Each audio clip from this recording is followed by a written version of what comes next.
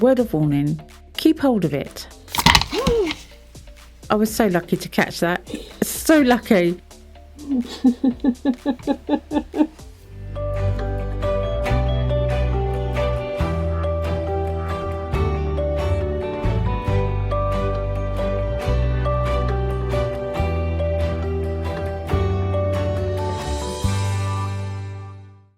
Hey, welcome back to my channel. It's Wendy here from Toonpish Crafts, and I hope you're doing okay. Sometimes you just have to do what makes your heart sing. And I've had this mould in my collection for about 18 months. And I think it's about time I made it. Now, it is a peculiar mould. It's made from peculiar silicone, the type that I've never really come across yet. It's more like rubber than silicone. But I do make it work, albeit in quite odd ways. So yeah, it's an odd mould. And let's see what peculiar things I can make with it.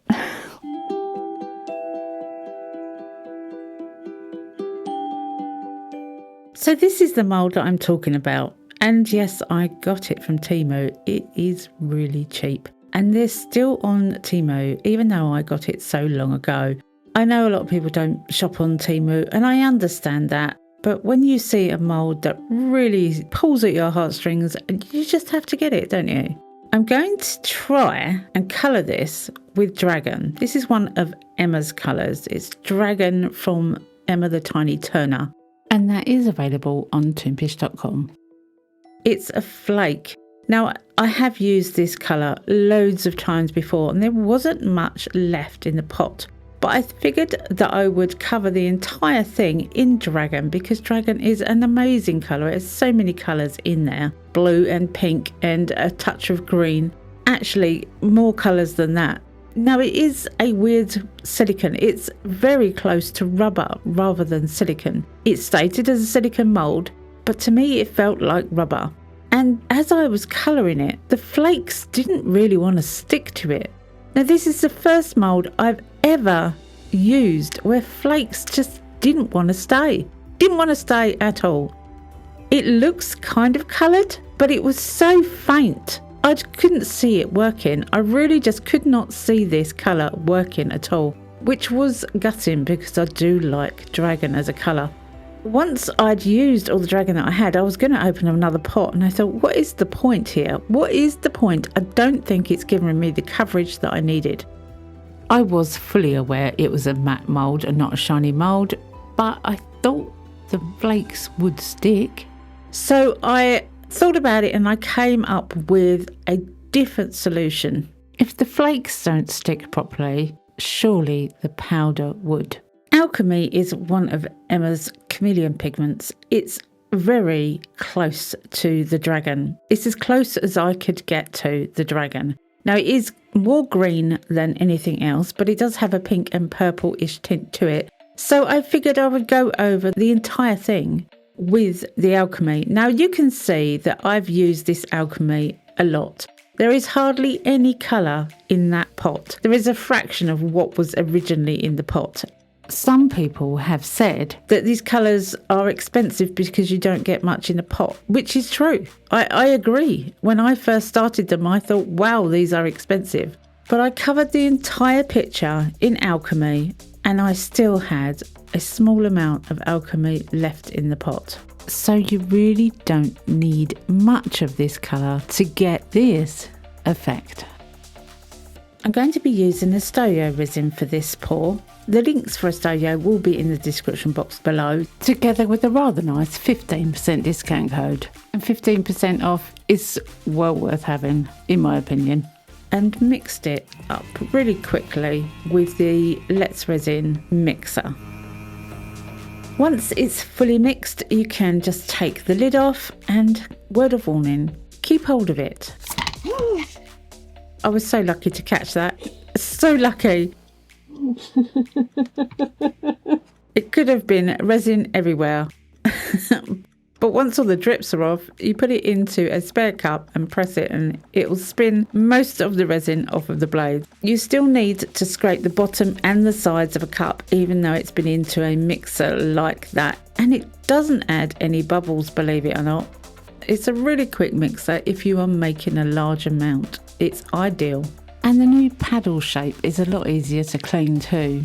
I don't have that yet. I think I might have to get myself one. I'm going to be using some black Vista pigment. I'm not affiliated with Vista at all, so I don't have any codes, but I will put the link in the description box below. It is a beautiful silky black, the best one I found. If you know of any others, please do let me know in the comments section below.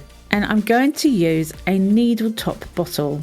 This is a 40ml needle top bottle to get that black liquid into all of the tiny spaces. And I was actually quite amazed with myself here that I didn't spill any of the black getting it into that little tiny hole, even though I put it on a silicone mat just in case.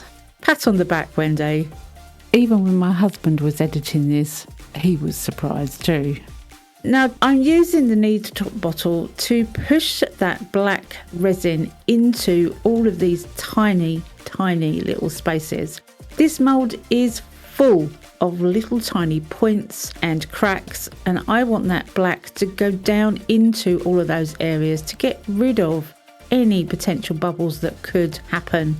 It did take me quite a while, and the resin was starting to heat up. So I eventually took the needle out of the bottle and just used the bottle with the nib that was originally on there.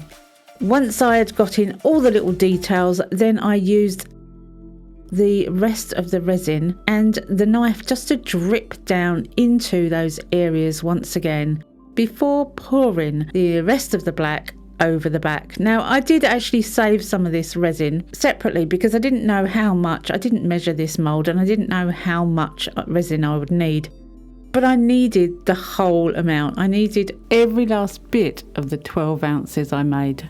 I needed the whole amount. This is quite a big mould and it takes quite a lot of resin. And even after the extra that I had, I still had to go on and use the tiny little bit of resin that I had left over in another cup that I wanted to use for a different project. I had to use it to pour it on the back of this resin to cover up all those little parts. I wanted this back to be flat and covered. I could always make some more for the other project that I had to one side, but when you're pouring resin on resin that is still very much uncured, it's better to use resin that has been mixed exactly the same time. And then I let it cure for 24 hours. So this is the first time I've actually used this mould to make anything. I had no idea how easy it was going to be to get it out of the mould. I didn't know what the details were going to look like, whether I'd got rid of all those little potential bubbles that could be in there with the black, because when you're using black you can't necessarily see anything underneath it if there's any stuck air. It was a little bit of a struggle to get it out of the mould, but eventually it came free. And I know it's just one colour. There's a few areas where it had bubbles. I must have missed them somehow. But this is one colour, Alchemy, and it is gorgeous. It's a matte mould. I knew it was going to be a matte mould. I didn't want to make it shiny because it's a matte mould. I figured that it would look really good, just matte.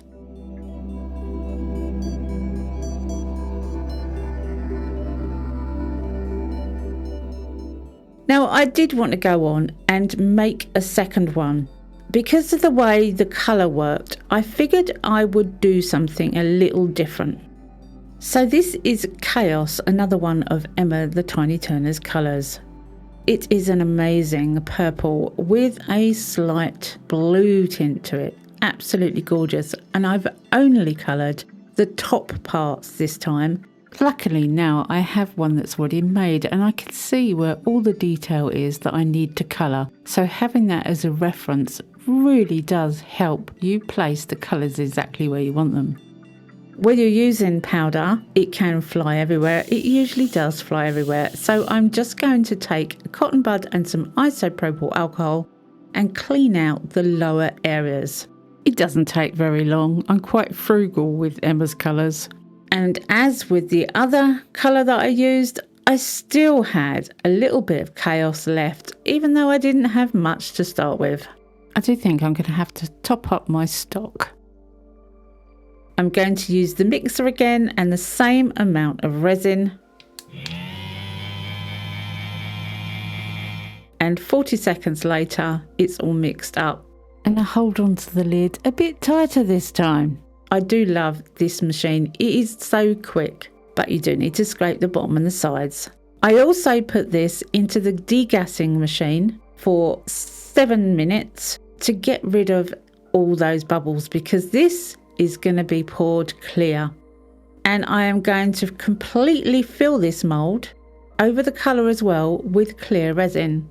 I like the fact that it's clear and I can see where all those stuck bubbles are. Through the clear, I can sort those out before it clears up.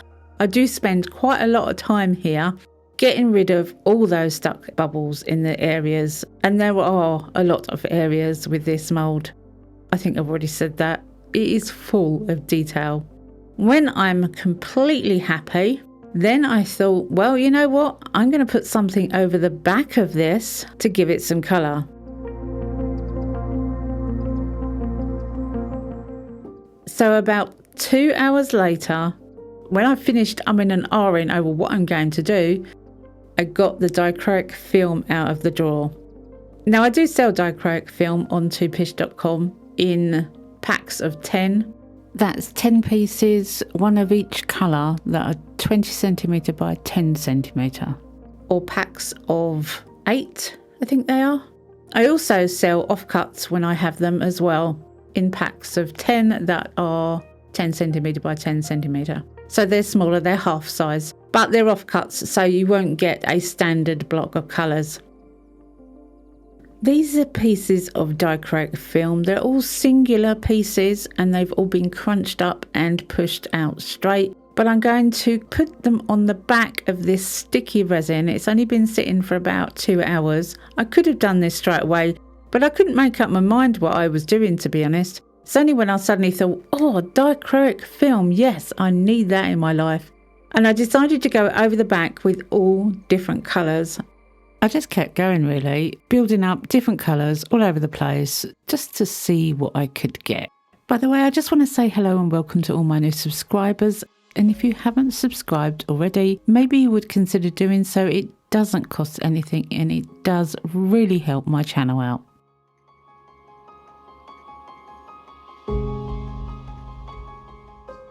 "24 hours later and it's all cured up and I'm ready for a backing of black. Black should help push all the colours out, including the dichroic film. And just for speed, I'm using polyurethane black resin. You don't have to do that. You can use ordinary 2-part epoxy resin. But I was looking for speed, so polyurethane resin was how I went. And then I let it cure up for about an hour.